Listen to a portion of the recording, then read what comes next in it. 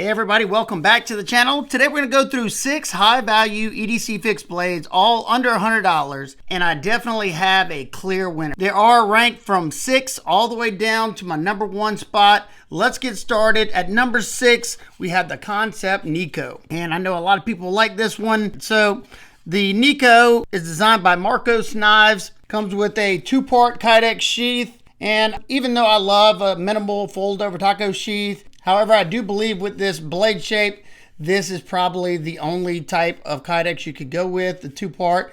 But you have tons of grommets to lash whatever you like on there. They come with these swivel clips, which do work really well. And it is nice. You can carry it vertical. You can cant it. You can carry it literally from vertical all the way in every different spot till you get to horizontal. So you can stop it wherever you like. Scout carry. It does make belt carry very, very versatile. I just don't carry any of my EDC fixed blades in my belt, so that's why this clip is not still on here. You do have a small little drainage hole there, and the sheath has a little push off. Nice positive click, no rattle. I definitely think it's a beautiful fixed blade. Total length on this one, 7.3 inches with a 3.54 inch clip point blade. It has a beautiful raw stone wash finish. Super bulky tip there. And first reason why this one's number 6 is because this is in D2 steel. I live in a high humid environment where D2 doesn't always fare too well. Another reason why this one's number 6 is because I'm not tactical and I don't like the whole karambit rings. I'm not trained in knife fighting or anything. They just get in the way. And I've had some where they weren't terrible doing EDC tasks because you can still grab it like this, but it does feel pretty awkward because that finger right there is falling in that hole. There's different scale options. I have the fragged micarta. You can get titanium and carbon fiber. The micarta ones are around $55. Goes all the way up to $75 with the carbon fiber ones. You do have jimping right there, but the way it's so far right here doesn't really do much in this grip. I would have loved to see some right there. If you're trying to use this as an EDC knife, as a self-defense knife, I can't tell you. I don't carry my knives for self-defense. Now it does have some jimping right there and it is comfortable in this grip. It wasn't the most comfortable slicing down, and the thickness behind the edge on this is kind of stout. So whenever I was doing, like, say, the rope cutting, it kind of struggled a little bit. And this is an excellent blade shape for it. Your edge sits below the handle, so in a pinch grip, makes it really conducive to be able to get the entire edge on a flat cutting surface. It's going to shine at piercing. Like I said, I think it's a beautiful knife. I don't think the price is out of line. If you're looking for a self-defense EDC fixed blade, then yeah, this one would have been great for that. But as a daily EDC user, not so much for me at least. And here's a size reference with the Ontario Rat 1 and 2. It's more similar to the Rat 2. Number 5, we had the Kizer Rhino, and it's for the same reason, as you can see here. I'm not going to butcher this guy's name. He's from Poland. I'll try to pop it on the screen. Comes with a nice minimal Kydex. Love that. A small Tech-Lock style belt clip attachment also. Be great with a 3x3 Alti clip. Excellent push-off point. Nice positive click, no rattle. If it wouldn't be for this karambit ring, this possibly could have been my number 1 choice. It's coming in at 6.89 inches overall with a 2.72 inch cleaver shaped blade. And this one's in AEB-L. Great steel for this price point. Very similar to Nitro V. The HRC is ran from 58 to 60. They did a lot right here. You got a beautiful raw stone wash finish. You got a high flat grind. And it comes down nice and thin. So this thing was a slicing machine. You even have some functional jimping there. This one performed very, very well on all my tests. It was fairly comfortable. The in-hand cuts were not the best just because of the karambit ring. If you're holding it this way, it's shoving you up against the back portion right here. Now they did round over the edge right there so you don't stab yourself. But I would have absolutely loved this one if they would have offered one without the karambit ring. Please, Kizer, do that. Good weight on this one. It carries well. With the sheath, it's coming in at 4.25 ounces. Without the sheath, it's coming in at 3.49 ounces. They got a nice texture on these G10 scales. I also have the burlap version one that I purchased because I was kind of excited about it. Now, I can understand on the Niko why you would want the karambit for the blade shape, but I don't really, this one doesn't make as much sense to me, I guess, if you're slashing that away. But I know some people that kayak and hike, they like these too, so they can keep a hold to it if they're using it. Easier to get to as well. So I get it on that sense, but other than that, it just gets in my way. And for just an everyday EDC fixed blade, I much prefer something without them. Any of the fixed blades you see in this video, if you're interested in them, they will all be linked down below in the description. Now, I will say, if the Kansept ones do interest you, this is an excellent one. Here it is next to the Ontario Rat 1 and 2, much more similar to the Rat 2, obviously. At number 4, this one kind of surprised me. This was sent in by a subscriber coming from that company Foresail. It just says a small fixed blade. And I was surprised because of this price point on this one. So that's probably the most minimal Kydex sheath that I've seen in a while. I love the way they kept it nice and tight. Nice push-off point. Nice click, but there is some rattle to the sheath, which I can kind of look past because this one comes in at $27. Comes in at 7.56 inches overall with a 3.27 inch drop point blade, and these are in DC 53 steel, and they claim the hardness is 60 to 62 HRC. Comes with a nice raw stone wash finish. Just a very simple fixed blade, kind of looks like a steak knife. I have to say, this one performed really well. Now, it had a very sharp edge on it, but up here toward the tip, it didn't have as much bite as I would like. So it did okay whenever I was doing the sisal rope cutting. It just didn't wow me at all. But I will say, when I sliced the cardboard, yeah, this one did second to best on this list. It sliced very well, and I'm sure I could put my own edge on it, leave it a little bit toothier, and I'm sure it would perform a lot better. The dense materials didn't give it much problems. Now, being that you have such a narrow blade, you're not going to have a super thin grind. It's not super thick, but it's definitely not super thin. It's around 20 thousandths behind the edge. I definitely think that's acceptable. The scales are beautifully contoured on this one. Bolt-on construction. They were very comfortable. Now, being that they're narrow, it will start to fatigue the wrist and forearms because you're having to grip the handle tighter to keep it from spinning in the hand. But all in all, at 27 bucks, this would be a great starter EDC fixie. This would be a great beater EDC fixie. And it'd be a great EDC fixie to throw in your truck, throw in a pack, and you may not ever get to use it because it's in those places, but you'll always have something there. And at 27 bucks, I think it's a perfect candidate for that type of knife. They even got the sharpening choil right. You can see the plunge grind's pretty much brought all the way back there. Really good job there. Your tip is not overly dainty. You could use that to bore into wood or to stab into a log, do some feather sticks. But all in all, yeah, 27 bucks. I definitely think it's a good knife at that. You may have to do a little work on the sheath, but if you throw this one in a pack or in a truck console, I definitely think it's fantastic for that. Yours may not get this, but you know, mine did. Here's your size reference with the Ontario Rat 1 and 2. It's in the middle of these two. Coming in at number 3, we have the Kizer Beaver. And this is another one that would have possibly been my number 1. But there's 2 things that held this one back. So you can get it in D2 with a black wash finish, green olive G10, and orange accents, black Kydex sheath. They all come with these small Tech Lock style belt clip attachments. Great push off point. I do wish there was a little stronger retention. Every once in a while, there may be a little rattle, but there's not a ton of resistance there. I could fix it, but this one right here has a raw stone wash Nitro V blade. This is the one that I tested. This is the one that I carried. For just $10 more, at $58, you can get the Nitro V version with the black G10. They also have a Nitro V version with the micarta, but it was out of stock whenever I bought mine. This is a great pocket chunker size at 6 inches overall with a 2.75 inch drop point blade. Got 2 rows of jimping up here. I call them moderate traction. They don't give you a whole bunch of grip, but they definitely give you some. You got a very stout tip there, and your sharpening choil is pretty good. You're going to have all the way to right here to sharpen before to widen up on you. That's not an issue for me. I just like the fact that they have that, so if I want to extend it up, I can.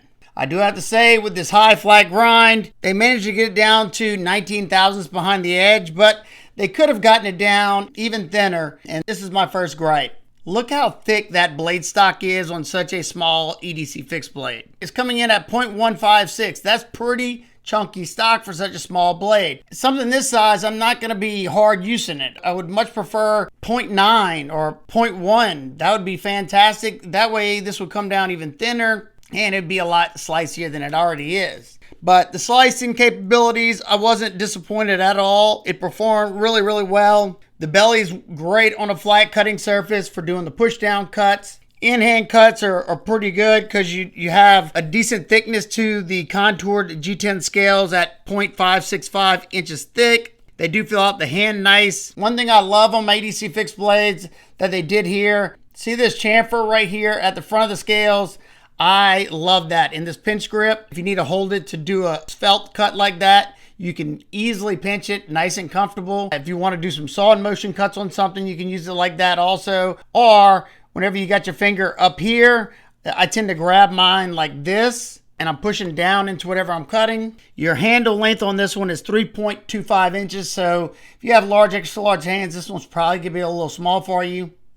And now moving to my second gripe on this knife, and that is the baby arm size hole in the back right there. Why? Why do that? That makes no sense to me. The reason I say that is because whenever I was using this harder, when I was pushing hard into the wood, these fingers were pushing down into that, making this not as comfortable as it could be.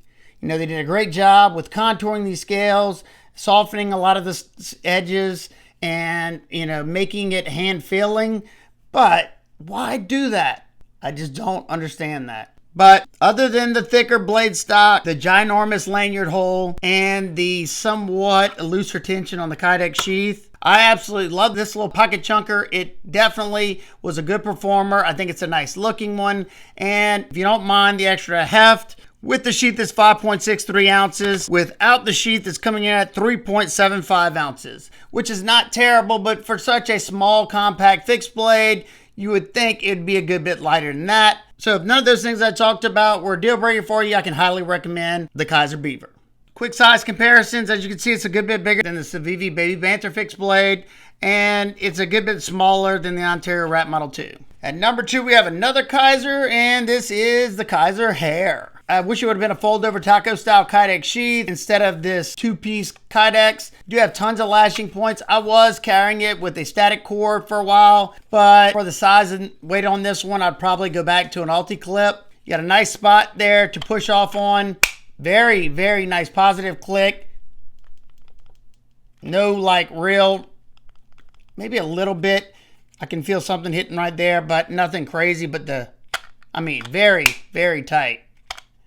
Definitely not coming out of there. This version has a raw stone wash blade of Nitro V stainless steel and very nice and grippy micarta with an orange G10 liner. This one comes in at $60 and this is the one I would go with. There's also a D2 variant at $48. This is a good size, coming in at 7 inches overall with a 3.14 inch clip point blade, like I said, of Nitro V stainless steel. You have beautiful crowning all the way to right here. So as you can see there, beautifully rounded. You got jimping right there on that little ramp, but because it's in that crowning, it's a moderate, not a ton of traction there. This jimping up here is a lot more grippy for me, and you can even catch it with the index finger grip. Just like on the Kizer Beaver, there's a couple of things that kept this one from being my number one. Once again, is that thick blade stock on such a small fixed blade. I mean, of course, this one's a little bigger than the Beaver, but still, it's an EDC fixed blade, and I like mine to be slicey.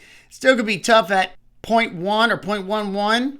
This stock is also 0.156 inches thick. It's got a pretty high flat grind. They managed to get this one down to around 17 thousandths behind the edge. It's sliced very, very well. And I have to give it to this knife. This one was hands down the most comfortable in hand. It's because you got nice thick scales at 0.628. Love seeing that. Now, this one has a very slight contour. And you can see they did a beautiful job of rounding over those micarta scales. And the micarta is already grippy. And you have these lines milled in right here. I mean, offering a ton of traction. They gave you a sharpening choil, and you might get a couple of sharpenings before to widen. I'm not really worried about that because that's an easy one to extend. Look how stout that tip is because of how thick the blade stock is. Because of the size and the thicker blade stock, it's going to bring the weight up on this one. With the Kydex sheath, it's coming in at 5.15 ounces. The blade alone is coming in at 4.19 ounces. I was at least happy to see that they didn't make this hole as big as the one on the Kizer Hare. Look at the difference there. I did not feel this one. Now, whenever I'm choked up against the guard right here, I miss it altogether. I was kind of worried it falling into there would be a hot spot, but for me, it was perfect. With my medium-sized hands, I did not feel it at all. In my opinion, this definitely feels like a much more expensive knife than 60 bucks. Very well made. Because of that deep belly like that, it's really going to be great at slicing tasks on a flat cutting surface. If you're going to do a pull-through cut, just use the belly. Because to use that tip, you got to go at a 90-degree angle. But using the belly, it's fine. No matter which grip I hold this knife in, it's very comfortable because you have a very neutral broomstick almost style handle. It does cant down some. Bolt-on scales. Azo, he always does a great job in design. Here it is next to the Ontario Rat 1 and 2. And as you can see, it's a little longer than the Essie Azula 2. And it's a good bit bigger than the Kizer Beaver. And this was an easy pick. At number 1, we have the Real Steel Dex. And I'm going to tell you why. First reason, excellent minimal kydex that's already ready for pocket carry because it comes with this pocket clip. Now, only thing that would have made this system even better is if this kydex sheath would have came up to about right there. That way it would have been buried into the pocket deeper. And this is an adjustable pocket clip, but I don't know how you could use that hole up there because it looks like this is bottomed out. But if you wanted to use, it looks like probably these next two back ones bring this down. For some reason, you could slide that. But I was able to throw this one right in the pocket and I love that. This one is the most expensive at $71 and I definitely think it's justified. Got a little drainage hole in your kydex, nice little push-off ramp, very nice push. Aesthetically, I think this is an absolutely beautiful fixed blade. If I didn't say it already, this is an O-stop held design. I love a lot of his stuff. It's at 7.09 inches overall. It has a 3.15 inch drop point blade. This one is in Bowler K110, which is very similar to D2 steel. And I know my comment section is going to be like, oh, I would never spend $71 on a D2 knife. Well, you're lost. Because whenever I got this knife in hand, it feels and looks like double the price fixed blade. Got a beautiful satin finish. Nice needle-like pokey tip there. Nice little top swedge for some flair. Beautiful crown spine all the way around. You got some jimps down here that give you a little bit of traction. You got jimping right here that is very functional without being uncomfortable. This knife came stupid sharp out of box and performed flawlessly. You got that belly for doing cuts on a flat cutting surface very easily. And you got enough usable blade there for doing in-hand cuts rather easily as well, even though you have that deeper belly. You just got to be mindful so you don't slide out of your cut. I usually take my time. I usually slow it down a little bit whenever I have these higher tips on my knives with the deeper bellies. Even though I would have liked to see the blade stock a little thinner on this one. It's a good bit thinner than the Kizer's at 0.13. Not terrible. They still managed to get this flat grind down to around 17 thousandths behind the edge. When I tested for the ergos in the wood, the scale thickness is nice at 0.52, so it's a little above average. And it was really comfortable up until I started exerting all that pressure that I normally do. And it's because, see if this will come out, where they have this chamfer right here, where it stops, and it's only about right here, from here to about right here, where you have a hard 90-degree angle. Now this is micarta, so it's not sharp, but whenever you're squeezing really hard on that, it starts to pinch on the skin. So you got a deep chamfer right here that stops, and then, yeah, there you go. You can see it. It's more, I guess it's a concave chamfer right here. See the line right here? This portion right there is probably the hardest angle. Not the biggest deal because, I mean, I was waiting until after I did a video on this one. I'm just going to take some sandpaper and just knock that little fine edge off. I wasn't to where I was like, I have to go throw on gloves or anything. I was able to get through it. It just started pinching my skin toward the end.